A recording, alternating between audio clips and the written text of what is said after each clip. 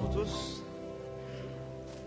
Je crois que c'est toujours un plaisir d'être à l'église le sabbat.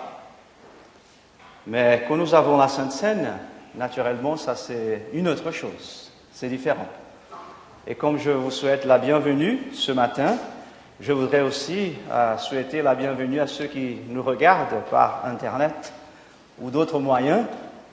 Bienvenue aussi pour ce moment d'adoration à l'église de Neuilly ou avec l'église de Neuilly.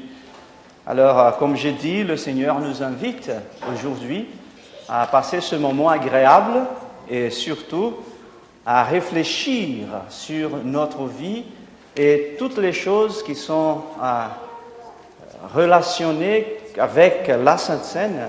Nous allons parler ce matin par rapport aux textes que nous allons lire de la parole de Dieu.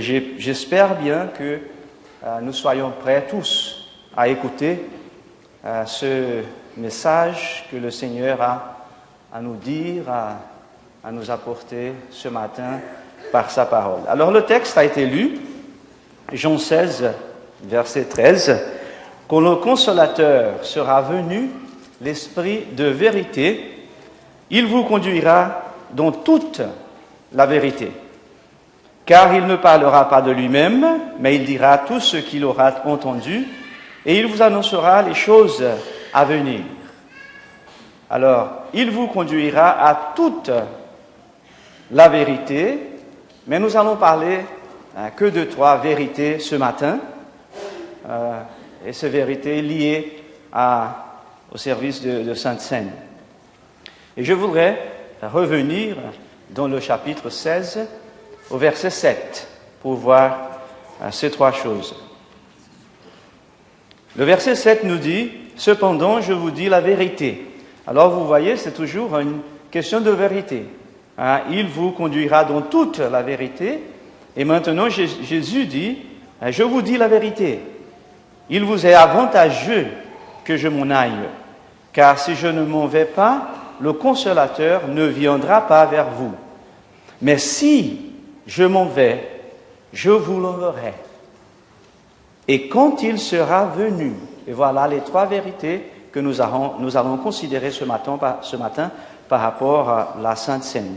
Et quand il sera venu, il convaincra le monde de ce qui concerne le péché, la justice et le jugement. Quelle relation il y a entre ces 3 choses et le service de Sainte Seine, la communion, naturellement instituée par Jésus avec ses disciples, et il a dit que cet effet est laissé pour nous et à nous comme un exemple, et nous devons répéter ça et faire ça jusqu'à ce qu'il vienne. Alors, quelle relation il y a entre ces 3 choses, le péché, la justice et le jugement, et la Sainte Seine? On va prendre un par un, juste pour voir la relation entre ces choses. Le verset 9 nous parle de la première. Le Consolateur, l'Esprit Saint, viendra sur vous, ou à vous, et il vous parlera en ce qui concerne le péché. Pourquoi? Parce qu'il ne croit pas en moi. Parce que le monde ne croit pas en moi. Et si je vous demande naturellement quelle est la définition biblique du péché, je crois que la majorité d'entre vous serait capable de me donner un verset dans la Bible qui définit le péché, n'est-ce pas? Qu'est-ce que c'est le péché? Quelle est la définition biblique du péché? Le péché, c'est la transgression de la loi. Ça, c'est ce que nous connaissons bien. Mais dans le même verset-là, Jésus dit, qu'est-ce que c'est péché? Il ne croit pas en moi. Voilà, ça c'est un péché, une définition de péché. De péché parce qu'il ne croit pas en moi. Voilà. Et Paul nous donne une autre définition. Dans le chapitre 14, verset 23, Paul dit, tout ce qui n'est point de la foi est péché. Tout ce qui n'est point de la foi est péché. voilà, l'Esprit viendra pour nous convaincre que nous sommes pécheurs. Est-ce qu'il y a quelqu'un qui est courageux pour se lever maintenant et dire non, je ne suis pas pécheur? Dans la salle, là, je ne crois pas. Et nous sommes tous, naturellement, je ne parle pas l'acte du péché, je parle la nature. La nature. Naturellement, nous sommes tous. Mais je crois qu'avant cette définition du péché, transgression de la loi, tuer, voler, adorer d'autres dieux, avant l'acte du péché, il y a quelque chose d'autre qui arrive. Ce qui fait que tuer, adorer d'autres dieux, commettre d'adultère, ne devient pas péché, devient seulement un résultat du péché. Et c'est quoi ça? Qu'est-ce qui vient après, avant l'acte du péché, que ne fait pas que l'acte soit le péché en soi? Le péché devient une autre chose. Qu'est-ce que Ève a fait avant d'aller vers le fruit, avant de toucher le fruit, avant de manger le fruit? Qu'est-ce qu'elle a fait?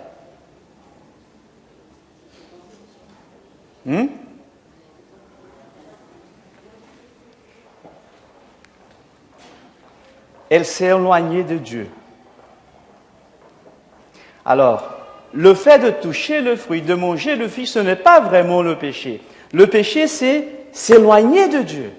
Ça, c'est le péché. Alors, quand nous sommes loin de Dieu, alors nous tuons, nous commettons d'adultère, nous faisons des choses contre les commandements. Et parfois, notre préoccupation est « je ne dois pas faire ceci, je ne dois pas faire cela, je ne dois pas faire l'autre ». Non, notre préoccupation doit être « je dois rester près de Dieu, avec lui ». Et là, je ne vais pas faire ces choses-là.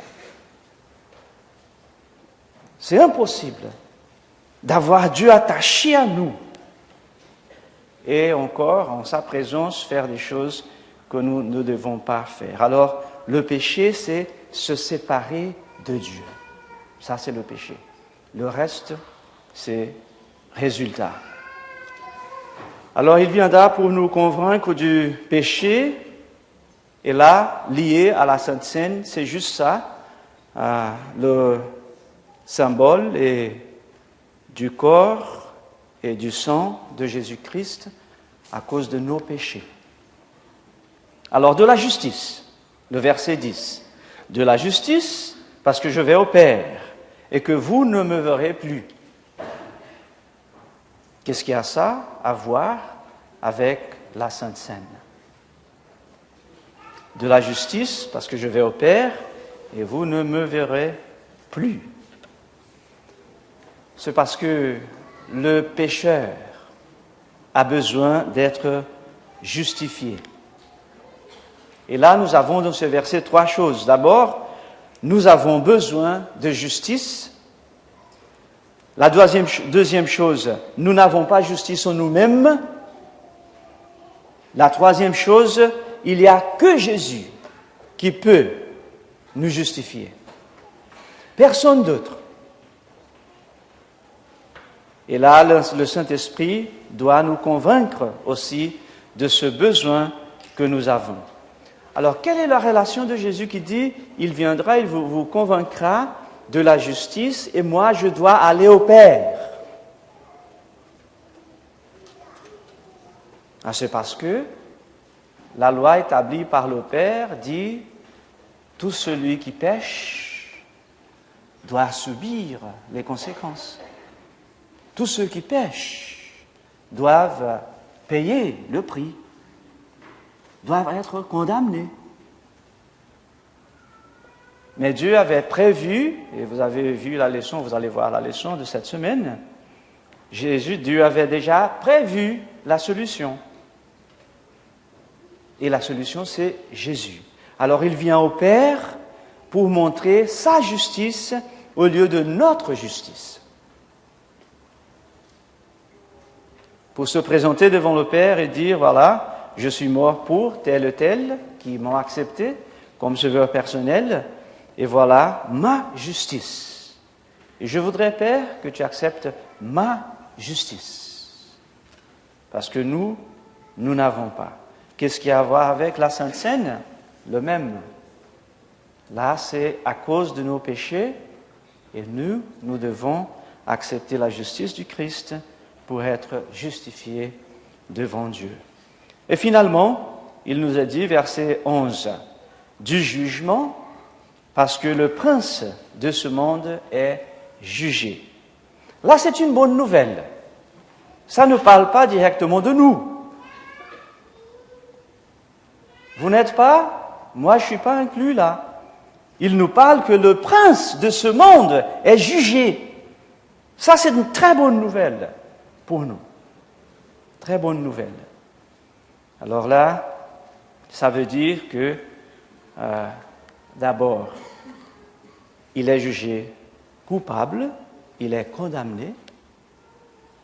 Et deuxièmement, la victoire sur Satan nous a été accordée par Jésus par sa mort.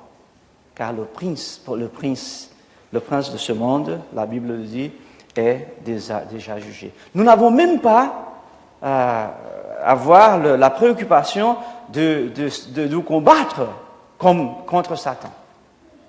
Tout ce que nous devons faire, c'est nous cacher derrière Jésus et dire, ben voilà, et Jésus va faire le nécessaire, et il fait le nécessaire, et il a déjà fait le nécessaire pour nous défendre, pour nous protéger. Parce que le prince de ce monde est déjà jugé. Alors, qu'est-ce qu'il y a à voir avec la Sainte Seine? C'est la même chose. La Sainte Seine montre que par la mort de Jésus, par son sacrifice, nous n'allons pas avoir, nous avons maintenant, si nous voulons, la victoire en Jésus. Maintenant. Ça, c'est le message que nous trouvons dans ces trois relations, dans ces trois éléments, péché, justice et jugement, relationnés avec la Sainte Seine. Alors, le verset 12 de Jean dit « J'ai encore beaucoup d'autres choses à vous dire, mais vous ne pouvez pas les porter maintenant. » Et nous avons pris que 3. Il y avait d'autres, beaucoup d'autres, mais nous avons pris 3 seulement. Et il va compléter le texte qu'on a lu déjà, quand le Consolateur sera venu, l'Esprit de vérité. Il vous guidera dans toute la vérité. La Sainte Seine a été annoncée il y a 2 semaines, et j'espère que vous avez pris le temps nécessaire pour vous préparer pour ce sabbat.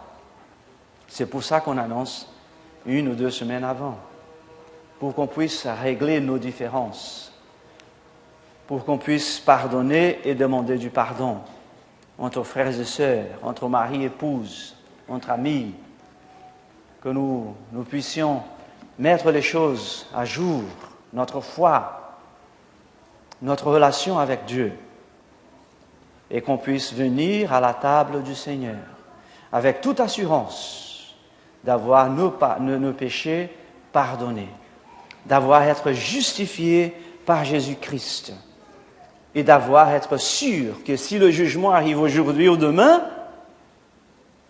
nous sommes déjà bien placés parce que Jésus nous a pardonnés. Et j'espère, mes frères et sœurs, ça sera notre expérience ce matin, d'être déjà préparés et venir en toute assurance à la table du Seigneur, parce que nous avons mis les choses en place et nous sommes préparés pour accepter son invitation. Que Dieu nous bénisse à tous et que celle-là soit notre expérience ce matin. Amen.